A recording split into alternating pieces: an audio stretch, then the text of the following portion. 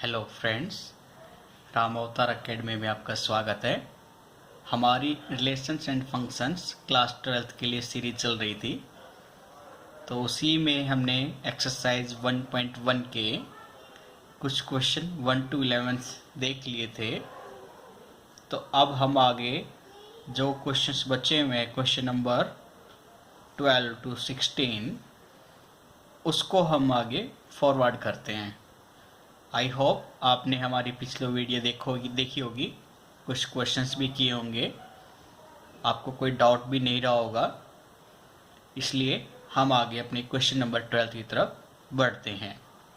तो हमारा question number 12 है, show that the relation are defined in the set A of all triangles.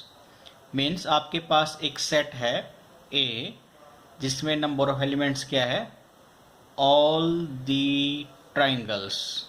ठीक है, हर टाइप की ट्राइंगल्स उसमें मौजूद है। मतलब मैं ये कह सकता हूँ ए पॉलीगन ऑफ 3 साइड्स। ठीक है, रिलेशन आर गिवन है आपको, set of ordered pair T1 and T2 such that T1 is similar T2, कि ट्राइंगल T1 T2 के सिमिलर है, ट्राइंगल T1 सिमिलर है ट्राइंगल T2 के। तो आपको ये इक्विवेलेंस रिलेशंस प्रूफ करना है। ठीक है, आगे आपको बोला गया है कंसीडर 3 राइट एंगल ट्राइंगल्स। एक राइट एंगल ट्राइंगल T1 है जिसकी साइड है 3, 4 एंड 5। नेक्स्ट ट्राइंगल T2 है जो कि वो भी राइट एंगल ट्राइंगल है, उसकी साइड है 5, 12 and 13। Third triangle T3 right angle है, उसकी साइड है 6, 8 एंड 10। तो आपको ये भी बताना है कि इन तीनों ट्राइंगल में से कौन सी ट्राइंगल एक दूसरे से रिलेट करती है। ठीक है, चलिए हम अपने सॉल्यूशंस की तरफ देखते हैं। तो रिलेशंस आर गिवन था आपको, T1 एंड T2 का ordered pair, means triangle T1 is similar triangle T2। तो रिफ्लेक्सिव के लिए अगर हम चेक करें, T1 and T1 means ordered pair of T1 belongs करेगा रिलेशन R से, क्योंकि कोई भी ट्राइंगल अपने आप के सिमिलर तो होगी ही होगी। अगर हम एक ये ट्राइंगल लेते हैं राइट एंगल ट्राइंगल, इसकी साइड्स हम 3, 4 एंड 5 मेजर करते हैं। सेम ट्राइंगल अगर हम फिर से लें 3, 4 और 5, जो कि फिर से राइट एंगल ट्राइंगल है, तो ऑब्वियसली दोनों ट्राइंगल सिमिलर होगी। इसलिए T1 बिलोंग्स करेगा रिलेशन R से। Hence R is reflexive, R is reflexive. ठीक है, सिमेट्री के लिए चेक करेंगे। मैंने माना अगर T1 T2 triangle relation R से बिलोंग करती है, मीन्स T1 इज सिमिलर है T2, T1 सिमिलर है T2, ऑब्वियसली इसका रिवर्स भी ट्रू होगा। मीन्स T2 सिमिलर होगा ट्रायंगल T1 के, T1 is similar to triangle T1, hence T2 and T1 is also belong to relation R, इसलिए R is symmetric. Transitive के case में अगर हम चेक करें, तो मैंने माना let if triangle T1 T2 and T2 T3 belongs to relation R, means T1 T2 belongs to relation R। इसका मतलब है कि T1 is similar to T2, T1 is similar T2, T2 T3 belongs करता है relation R से, मतलब T2 is similar to T3, T2 is similar to T3। अगर हम इनको दो अलग अलग इक्वेशन मानकर चलें, तो एक और दो इक्वेशंस को कंपेयर करने से पता चलता है कि ट्राइंगल T1 और ट्राइंगल T3 भी सिमिलर होगा, क्योंकि ट्राइंगल T2 दोनों में कॉमन है। Means T1 is similar to T3, इसलिए T1 और T3 का ऑर्डर्ड पेयर भी रिलेशन R से बिलोंग करेगा, इसलिए R इज ट्रांजिटिव। तो गिवन केस में हमारा R रिफ्लेक्सिव भी है, सिमेट्रिक भी है और ट्रांजिटिव भी है, इसलिए R एक इक्विवेलेंस रिलेशन होगा। फिर जो आपको ट्राइंगल T1 और T2 T3 दी गई है, तो T1 की साइड से आपकी 3, 4 एंड 5, T2 की साइड है आपकी 5, 12 एंड 13, और T3 की साइड से आपकी 6, 8 एंड 10। अगर हम इन दो ट्राइंगल को कंपेयर करें तो पाएंगे कि इनका रेशियो सेम है साइड्स का। मीन्स ट्राइंगल T1 और T3 को अगर हम चेक करते हैं तो इनके साइड्स के रेशियो 1/2 ही आते हैं। तो हम यहाँ से कह सकते हैं कि T1 और T3 के रेशियो सेम होने की वजह से वो एक दूसरे के सिमिलर है। ठीक है, hence T1 is related to T3। ये हमारा सॉल्यूशन हो जाएगा। ठीक है, तो आइए हम अपने नेक्स्ट क्वेश्चन 13 की तरफ बढ़ते हैं। तो क्वेश्चन नंबर 13 में आपको बोला गया है कि show that the relation are defined in the set A of all polygons. यानी आपको जो सेट ए बोला गया है वो है ऑल पॉलीगन्स। ठीक है, ऐसे पॉलीगन्स जिसमें मतलब साइड्स 3 या उससे ज़्यादा हो सकती है। तो रिलेशंस बोलता है sets of ordered pair P1 and P2 such that P1 and P2 have the same number of sides. Means अगर दो पॉलीगन P1 एंड P2 है तो उनके नंबर ऑफ साइड्स सेम होंगे, इक्वल होंगे। आपको ये इक्वलेंस रिलेशंस प्रूफ करना है। ठीक है, साथ ही आपको पूछा गया है what is the set of all elements in A. जो सेट ए है ऑल पॉलीगन्स का, उसमें आपको रिलेट करने के लिए बोला गया है राइट एंगल ट्रायंगल टी से विद साइड्स 3, 4 एंड 5। चलिए चेक करते हैं। रिलेशन आर गिवन था आपको sets of ordered pair P1 and P2 such that P1 and P2 have the same number of sides. P1 और P2 के बीच में number of sides क्या है, इक्वल है। तो रिफ्लेक्सिव के लिए केस के लिए हम चेक करें तो ऑब्वियसली कोई एक पॉलीगन है तो अपने आप की सिमिलर होगा ही होगा, क्योंकि अगर एक पॉलीगन में हम 4 साइड्स लेके चलते हैं और सेम पॉलीगन से कंपेयर करें तो दोनों की साइड्स इक्वल ही होंगी। इसलिए P1 बिलोंग्स करेगा रिलेशन R से, hence R is reflexive. Symmetrically अगर हम चेक करें तो मैंने माना let polygon P1 and P2 ordered pair belongs to relation R। इसका मतलब क्या है, P1 and P2 have the same number of sides. तो इसका उल्टा P2 एंड P1 भी बिलोंग करेगा रिलेशन R से, because they have also same number of sides. इसलिए P2 and P1 belongs to relation R, means R is symmetric. Transitive के लिए अगर हम चेक करें तो मैंने माना दो ordered pair P1 and P2 and P3 belongs to relation R। P1 P2 belongs to relation R means P1 and P2 have the same number of sides. P2 P3 belongs to relation R means P2 and P3 have the same number of sides. अगर हम इन दोनों को compare करते हैं तो पाएंगे कि P2 common होने की वजह से P1 और P3 पॉलीगन में भी सेम नंबर ऑफ साइड्स होंगी। इसलिए ordered pair of P1 and P3 belongs to relation R, hence R is transitive. तो गिवन केस का जो रिलेशन है हमारा वो रिफ्लेक्सिव भी है, सिमेट्रिक भी है और ट्रांजिटिव भी है, इसलिए R एक हमारा इक्विवेलेंस रिलेशन होगा। ठीक है, आइए हम अपने नेक्स्ट पार्ट को देखते हैं। नेक्स्ट पार्ट में आपको बोला गया था कि जो आपको सेट ए दिया गया है ऑल पॉलीगन्स का उसको रिलेट कराना है किसी एक एलिमेंट T से। T में जो साइड्स दी गई हैं वो है आपकी 3, 4 एंड 5। तो T ट्राइंगल पॉलीगन से किस तरह से रिलेट कर सकती है, जब सेट ए के अंदर मैं सिर्फ और सिर्फ ट्राइंगल की बात करूं, यानी ऐसे पॉलीगन्स जिनकी नंबर ऑफ साइड्स कितनी है 3, क्योंकि ट्राइंगल में भी 3 साइड्स होती हैं। ठीक है, तो इसका मतलब ये है कि उस सेट ए के सिर्फ ट्राइंगल वाले एलिमेंट ही इस ट्राइंगल से बिलोंग करेंगे। मीन्स ऐसे पॉलीगन जिनकी साइड 3 है वही गिवन ट्राइंगल से रिलेट करेंगे। ठीक है, hence set of all elements in A related to triangle T is the set of all triangles। Clear है?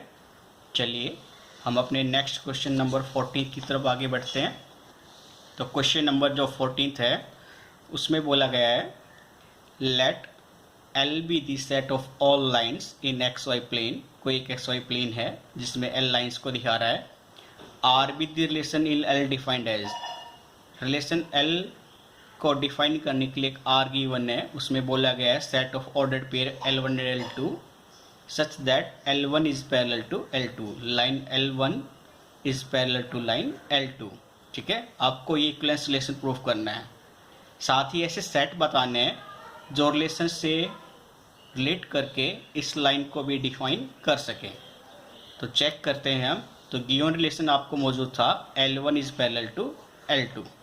ठीक है, रिफ्लेक्सिव के लिए अगर हम चेक करें तो पाएंगे कि कोई भी लाइन अपने आप के पैरेलल होती ही है, इसलिए L1 बिलोंग्स करेगा रिलेशन R से, हैंस R इज रिफ्लेक्सिव।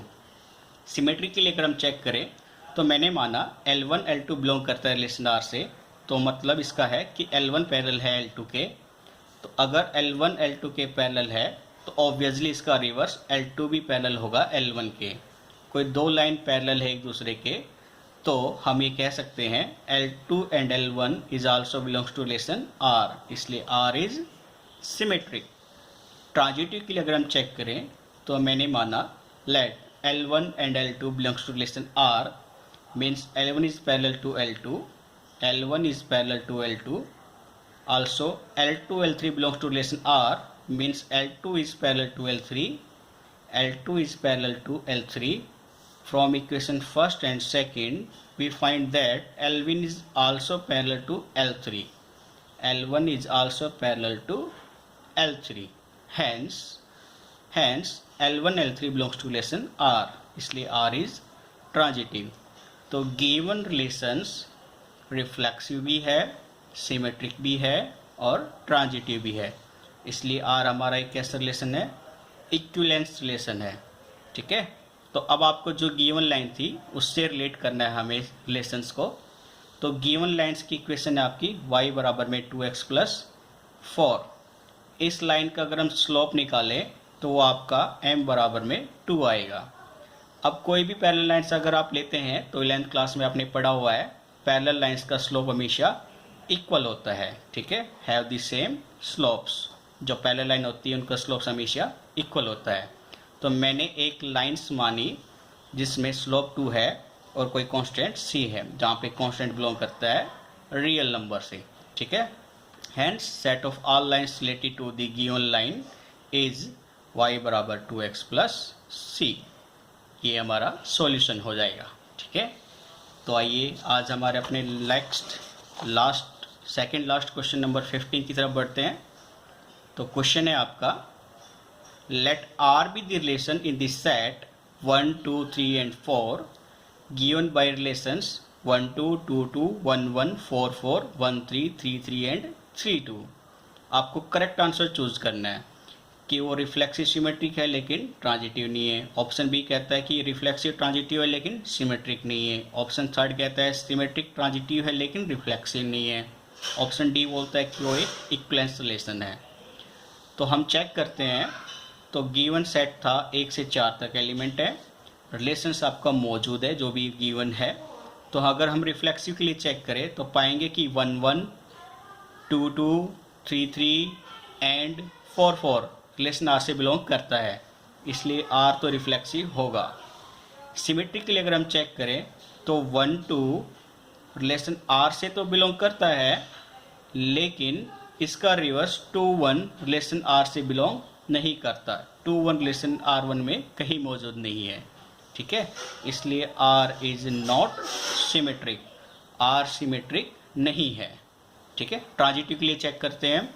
अगर 1 3 रिलेशन R में मौजूद है, 1 3 रिलेशन R में मौजूद है और 3 2 भी रिलेशन R में मौजूद है, तो इनका ट्रांजिटिव 1 एंड 2 भी रिलेशन R में मौजूद है। तो 1 3 3 2 रिलेशन R में मौजूद होने के साथ साथ इनका ट्रांजिटिव 1 एंड 2 भी रिलेशन R में मौजूद है, इसलिए R इज ट्रांजिटिव। ठीक है, R भी क्या है, एक ट्रांजिटिव का केस है। ओके फ्रेंड्स, तो हमारा ऑप्शन बी सूटेबल है गिवन क्वेश्चंस के लिए। मीन्स गिवन क्वेश्चंस में रिलेशन रिफ्लेक्सिव भी है, ट्रांजिटिव भी है, लेकिन सिमेट्रिक नहीं होगा, इसलिए हमारा ऑप्शन बी करेक्ट है। ठीक है, चलिए अपने नेक्स्ट और लास्ट क्वेश्चन की तरफ बढ़ते हैं। क्वेश्चन नंबर 16, उसमें आपको बोला गया है set of natural numbers relation R in which ordered pair AB such that A is equal to B minus 2 where B is always greater than 6। B की वैल्यू 6 से बड़ी होनी चाहिए, तो आपको ऑप्शन में से चूज करना है। तो फर्स्ट ऑप्शन तो हमारा वैसे ही नेगलेक्ट हो जाएगा, क्योंकि इसमें जो B की वैल्यू है 4 वो 6 से बड़ी नहीं है, तो ऑप्शन ए गलत है। अगर हम ऑप्शन बी पे जाएं तो B से बड़ा तो है, लेकिन उस इक्वेशन में रखने पर A बराबर b-2 में रखने पर a बराबर 3 रखोगे, b बराबर 8 रखोगे, तो 3 = 8 - 2, 3 = 6, जो कि इक्वल नहीं है, इसलिए ऑप्शन बी भी रॉन्ग है। ऑप्शन डी को अगर चेक करोगे तो a बराबर 8 रखने पर, b बराबर 7 रखने पर जो आपका रिजल्ट है वो भी रॉन्ग प्रूफ हो जाएगा। और अगर हम सी ऑप्शन को चेक करते हैं तो a की वैल्यू 6 रखने पर, b की वैल्यू 8 रखने पर जो रिजल्ट आता है वो इक्वल ही होता है, जहाँ पर b 6 से बड़ा है, इसलिए option C is correct answer. ठीक है, तो ये हमारी एक्सरसाइज 1.1 थी, relations and function, chapter 1 NCERT books. ठीक है, तो ये हमारी एक्सरसाइज यहीं पे फिनिश होती है। इसके आगे जो टॉपिक है आपके वो कंटिन्यूस चलते रहेंगे, तो यहाँ तक कोई क्वेरी हो तो हमें ज़रूर बताइए। ठीक है फ्रेंड्स, और साथ ही मैं आप लोगों को एक अनाउंसमेंट लेके आ रहा हूँ जल्दी से, पॉसिबली रहेगी कि नेक्स्ट वीक में, ठीक है, नेक्स्ट वीक में आपके लिए हम 12th क्लास की फ़िज़िक्स स्टार्ट कर लें। ठीक है, 12th क्लास की फ़िज़िक्स स्टार्ट कर रहे हैं। तो इसके अलावा और कोई क्वेरी है तो कमेंट बॉक्स में ज़रूर डालिए, कोई सजेशन है तो प्लीज़ उसको ज़रूर फॉरवर्ड कीजिए। आपके सजेशंस ही हमें इम्प्रूवमेंट लेके आ सकते हैं और आगे बढ़ने में हेल्प कर सकते हैं। तो आपसे यही विनम्रता से रिक्वेस्ट है कि हमारे चैनल को सब्सक्राइब कीजिए, वीडियो को लाइक कीजिए और ज़्यादा से ज़्यादा शेयर भी कीजिए, अपने फ्रेंड्स को भी बताइए। और कृपया करके एजुकेशंस को कंटिन्यूअस रखने के लिए अपने आप को परमानेंट तैयार रखें। ठीक है, कंटिन्यूटी अपने पास ज़रूर रखें। तो यहाँ तक क्वेश्चंस में कोई प्रॉब्लम है तो हमें क्वेरी अपने कमेंट्स बॉक्स में ज़रूर डाल सकते हैं। तो आज के लिए हम इतना ही करते हैं, बाकी जो नेक्स्ट एक्सरसाइज 1.2 और उससे रिलेटेड कुछ मटेरियल है वो हम कल प्रोसीड करेंगे। ठीक है, तो आज के लिए हम इतना ही करते हैं। यहाँ तक आपका साथ रखने के लिए thank you so much. Next video और नेक्स्ट एक्सरसाइज, नेक्स्ट टॉपिक हम कल करेंगे। Okay friends, take care and please focus on your books material. Okay, thank you, bye bye.